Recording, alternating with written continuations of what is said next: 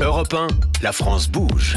La pépite. Alors, avant de parler du MUMO, Ingrid Brochard, on va parler de vous, parce que vous êtes une entrepreneure hors norme. Vous avez monté plein de boîtes. Longue histoire autour de l'entrepreneuriat, un parcours complètement atypique. D'abord, vous avez grandi en Guadeloupe, bac à 16 ans, candidate libre, et puis vous partez aux États-Unis. Dès l'âge de 19 ans, vous montez votre première entreprise dans les cosmétiques. Oui, alors en fait, oui, c'est vrai que j'ai un côté entrepreneur, monter ma boîte. Donc à 19 ans, j'avais fait un stage en fait en Asie, à Hong Kong, pour le Body Shop. Ah ouais. Et donc pour payer mon appartement, je cumulais un autre stage parce que les prix c'était hors de prix dans une société de trading française. Et en fait, en fin de stage, ils n'avaient pas d'argent pour me payer, mais heureusement, ils m'avaient acheté un billet d'avion pour aller à Taïwan au salon du cosmétique parce que j'étais passionnée de cosmétique. Et en fait, je suis rentrée sans vêtements et dans mes valises avec plein de maquillage, plein de rouge à lèvres, plein de produits. Et suite à ça, j'ai monté ma société. J'ai acheté donc des cosmétiques en Asie que je revendais à la grande distribution. En France ? En France. En France. Alors j'ai commencé avec les magasins Tati, ensuite Leclerc, Carrefour, Cotinant. Donc une société que j'ai vendue ensuite à que vous avez gardé quand même pendant une quinzaine d'années. Oui, j'ai développé pendant 15 ans. En fait, au début, j'étais fière. Je voyais les filles se maquiller dans le métro avec mes produits. Je les voyais dans les magazines. Et très vite, au bout de 7 ans, il m'a fallu 7 ans pour un peu prendre conscience des conditions de fabrication.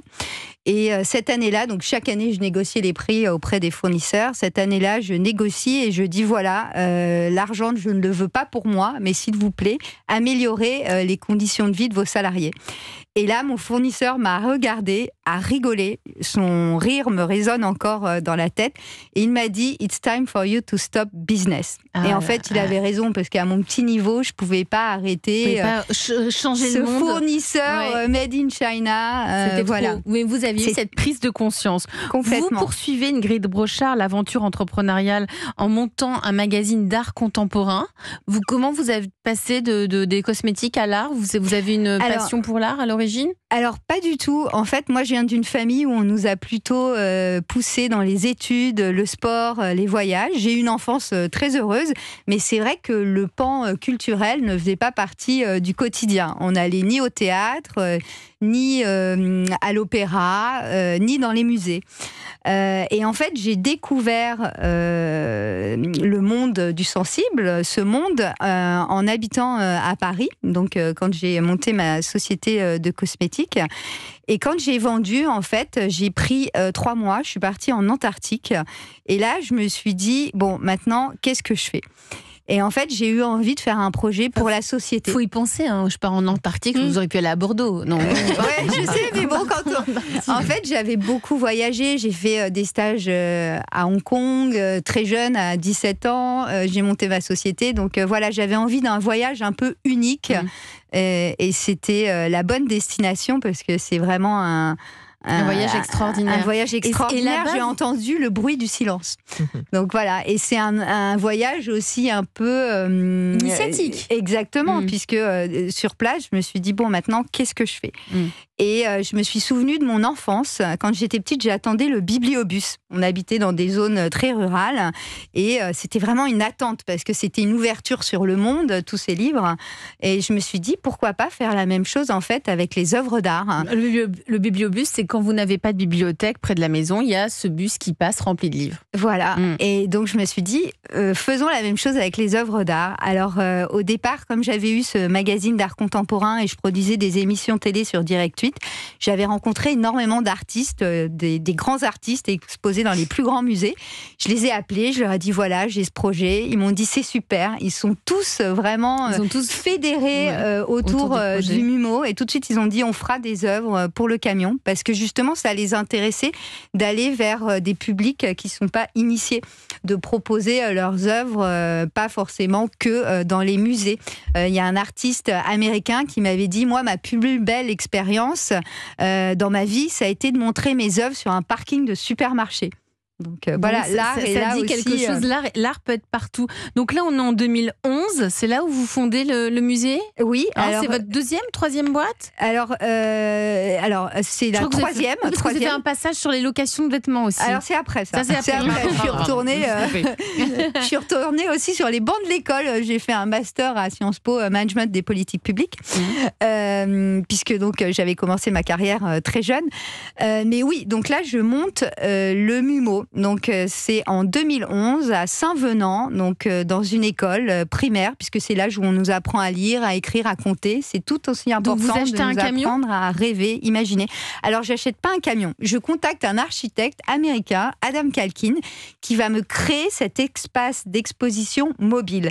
Donc avec un système hydraulique, c'est un camion, un container qui se déploie et se transforme en 2 étages pour proposer donc une exposition d'art contemporain. Mobile. Et ça, c'est le MUMO. Et ça, c'est le MUMO. Bah alors, on va pitcher quand même. On pitch le MUMO et après, on revient dans le détail sur ce qu'est ce MUMO aujourd'hui, en 2024. Le MUMO, on vous écoute, Ingrid ? Allez, c'est à vous. MUMO pour musée mobile. Donc, imaginez un camion qui se déploie dans les cours de récréation, sur les parkings de supermarchés, les places d'église, pour se transformer en espace d'exposition, donc 50 mètres carrés d'art contemporain et d'art moderne. Donc, vous allez pouvoir découvrir des tableaux, des sculptures, des vidéos, des photos. MUMO va à la rencontre des enfants. Donc 50% des enfants n'avaient jamais été au musée. On a construit un nouveau camion pour faire circuler les œuvres des FRAC en région. Donc à chaque fois qu'on change de région, on change d'exposition. Il y a 3 ans, on a construit un nouveau camion pour faire circuler les œuvres du Centre Pompidou, donc la collection du Centre Pompidou. Il faut savoir que c'est une collection nationale et que seulement 70% des Français, que 70% des Français ne l'ont jamais vu. On a construit aussi un camion pour la Tate en Angleterre, donc c'est une idée aussi qui s'exporte. Extraordinaire, il y a eu le gong. Nous, ça nous fait tous rêver. Autour de la table de La France Bouge, Caroline Darras, directrice des projets culturels à Chenonceau. Ah bah complètement. C'est génial. Vous connaissiez le MUMO ? Alors je connaissais de nom, je ne connaissais pas et je suis ravie de cette rencontre. Voilà. Avec Ingrid Brochard. Par ailleurs. Et je comprends l'idée, parce que quand à Chenonceau, on a fait ces expositions pendant 30 ans d'art contemporain, en fait, ça remonte. C'était avant que tout le monde en fasse. On était assez précurseurs. C'était la même idée. C'était pour le prix d'un billet, on vous ouvre une galerie dans Chenonceau. Et tout le monde a le droit de voir les œuvres de Manolo Valdés, des Lalanne. C'était la plus grande rétrospective des œuvres des Lalanne, etc. Donc je comprends l'idée, je la trouve magnifique. Clara, vous connaissez le MUMO ? Moi, je connaissais de nom aussi, mais je trouve ça vraiment fantastique. Même pour les enfants, c'est génial. Et vous, Nathanaël Luguet, on va venir à vous après. Non, je ne connaissais pas, mais j'adhère complètement au projet. C'est vraiment génial. C'est extraordinaire. Donc, vous le montez rapidement. Donc, vous faites appel à cet artiste américain qui vous... Adam Calkin, qui est architecte, qui vous conceptualise le projet, le camion. Et ensuite, il se passe quoi ?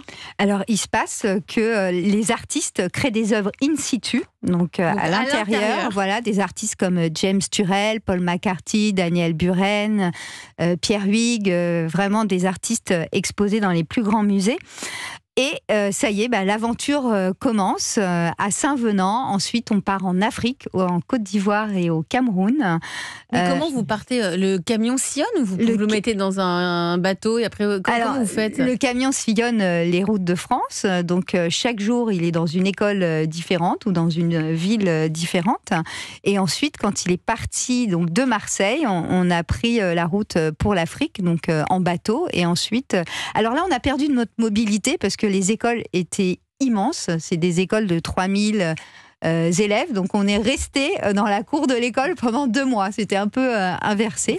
Au cœur de l'école. Au cœur de l'école. Au cœur de l'école.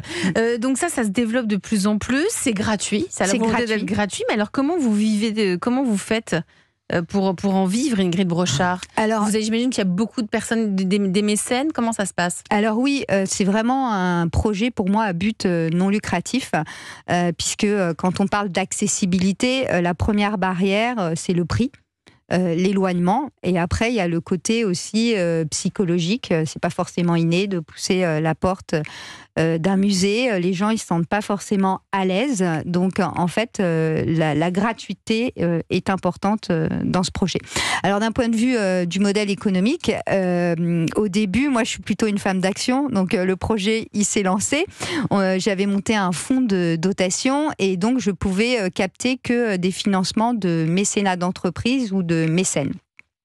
Et très vite, en fait, comme on était dans les écoles, on a été repéré par le ministère de l'Éducation nationale, de la Culture, même les territoires voulaient nous aider. Mais quand vous y allez, vous demandez l'autorisation de l'Éducation nationale. On peut rien faire dans les écoles sans avoir l'avis du rectorat. Oui, alors complètement. En fait, on a des agréments avec les conseillers pédagogiques. Et donc eux, ils étaient ravis parce que jusqu'à présent, ils présentaient des œuvres d'art sur des polycopiés. C'était une chance inouïe pour eux de créer cette rencontre des enfants avec les œuvres. Très vite on a capté, donc on a monté une association pour capter des subventions publiques, donc là du ministère, des DRAC, c'est le ministère donc en région, et des territoires, donc départements, communautés de communes, régions. Et ensuite vous avez levé des fonds.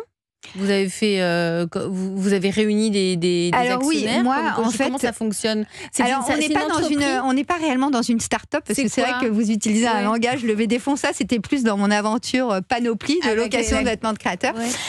Non, alors là, on touche des subventions publiques. On va sensibiliser, on va déposer des dossiers auprès de fondations qui distribuent en fait de l'argent dans le secteur de la culture.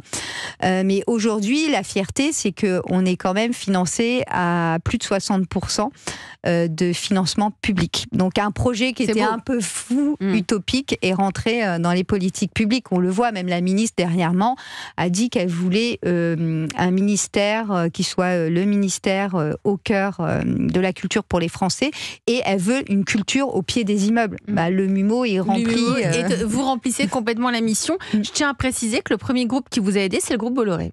Exactement, c'est même Vincent Bolloré, puisque donc à l'époque, je produisais des émissions pour Direct 8 sur l'art contemporain. Et j'étais allée lui pitcher le projet et tout de suite, c'est un homme qui est visionnaire. Il a tout de suite dit allez dans le projet. Voilà, à une condition, c'est qu'il y ait d'autres mécènes. Et ça aussi, c'est très simple. Il y a eu la Fondation Total, la Fondation Peugeot PSA qui vous ont aidé. Puis très vite, vous avez reçu les subventions publiques. Là, en ce moment, ce MUMO est en train de se diriger aussi vers le cinéma mobile. On sort du musée. Je crois que ce sera pour 2025, Ingrid Brochard.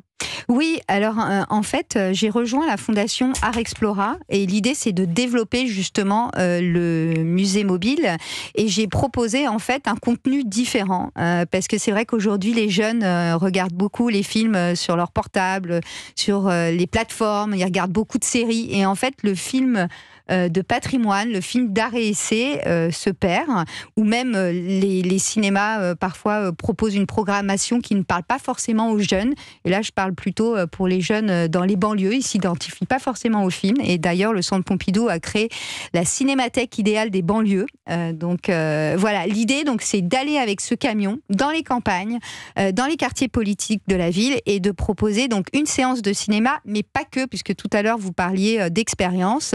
Ce sera suivi de débats, ça viendra aussi décentraliser un festival, donc on pourra proposer des rencontres avec des acteurs, des producteurs. À l'intérieur du camion. Exactement. 80 places, c'est une formidable. mini-salle de cinéma. Et puis et vous êtes aussi en train de fomenter des trucs avec un musée parisien. Oui, alors je peux pas en parler puisque normalement la ministre doit l'annoncer. Elle a rien dit encore. Elle a rien dit encore, mais parce qu'elle n'a pas encore sorti son plan sur le printemps de la ruralité. Génial, donc ce que je peux vous dire, c'est que on a eu la chance d'en construire un avec le Centre Pompidou. On va en construire un autre avec une grande institution parisienne, et on est très fiers de ce partenariat. C'est pour quand ? C'est pour fin 2025. Allez, vous restez avec nous autour de la table de La France Bouge. Tout ça, c'est passionnant. Ça s'appelle donc le MUMO, le musée mobile. C'est passionnant. Ingrid Brochard, on est toujours avec Caroline Darras, la directrice des projets culturels du château de Chenonceau. À suivre, oui, Artcraft avec vous, Nathanaël Huguet. On va rester dans cet univers des châteaux aussi, des événements, parce que vous, à la base, c'est une société d'événementiel, mais vous utilisez la vidéo pour rendre les projets architecturaux encore plus beaux, encore plus fascinants pour le public.